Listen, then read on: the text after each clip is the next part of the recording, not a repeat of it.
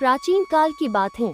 किसी गांव में एक अत्यंत निर्धन ब्राह्मणी अपने एकमात्र पुत्र के साथ रहती थी। पति के देहांत के बाद भरण पोषण का सारा भार उसी पर आ गया था। माँ और बेटा दोनों रोजाना भिक्षा मांगकर अपना पेट भरते थे। जो कुछ भी उसी से अपनी भूख शांत कर लेते थे। अत्यंत विपरीत अनूठे विचारों की पुनरावृत्ति उस ब्राह्मणी के भगवान शिव में अत्यधिक श्रद्धा थी। वो कई वर्षों से प्रदोष व्रत का निष्ठापूर्वक पालन करती आ रही थी। उनका मानना था कि यह व्रत भगवान शिव और माता पार्वती की कृपा से उनके सभी कष्टों को दूर करता है। एक दिन त्रयोदशी तिथि थी और प्रदोष व्रत का पावन अवसर था।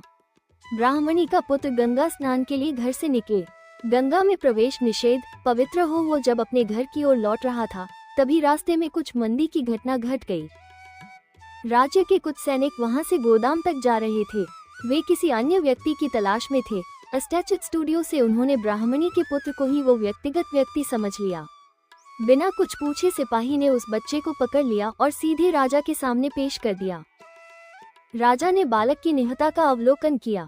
उसे लगा कि यह बालक किसी विशेष परिस्थिति में आ गया है। राजा ने बालक से करुणा दिखाते हुए पूछा, हे बालक, तुम जो चाहते हो वो मांग हो सकता है। यह अवसर बार बार नहीं आता। कुछ भी मांगा जा सकता है। मैं अपनी इच्छा पूरी करता हूँ। राजा के इस प्रस्ताव पर बालक ने बहुत सी मूर्तियाँ और सरलता से कहा, हे राजन, मैं आपसे केवल एक धान का दाना चाहता हूँ। राजा ये चकित हो गया, अद्भुत आश्चर्यचकित रह गया। उन्होंने बालक से पुनः प्रश्न किया, हे बालक, क्या तुम केवल एक धान का दाना चाहते हो? तुम मेरे राज्य में कुछ भी मांग सकते हो, धन, वस्त्र, भूमि।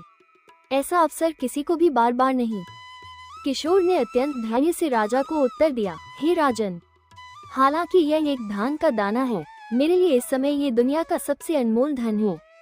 आज प्रदोष व्रत है और मेरी माता ने इसे निष्ठापूर्वक निभाया है। वो भगवान शिव को भोग लगाने के लिए इस धान के दानों की प्रतीक्षा कर रही है। हम इसे भगवान शिव को विश्वास दिलाते हैं, फिर प्रसाद रूप में ग्रहण कर अपनी भूख शांत कर लेते हैं। युवक की इस बात ने राजा का दिल छू लिया।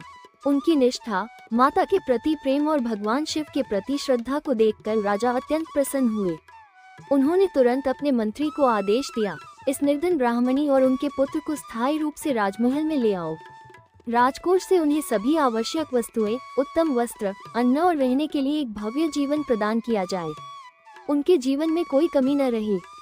इतना ही नहीं, युवाओं की प्रतिभा, सच्चाई और निष्ठा से प्रभावित होकर राजा ने उस युवा को अपनी राजसभा में मुख्य सलाहकार के पद पर नियुक्त कर लिया। इस प्रकार निर्धन ब्राह्मणी और उनके पुत्र का पूरा जीवन बदल गया। वे गरीबी, अभाव और से समृद्धि और सम्मान से अमूल्य जीवन जीते हैं। ये सब प्रदोष व्रत के पुण्य और भगवान शिव की माता की कृपा का ही फल था।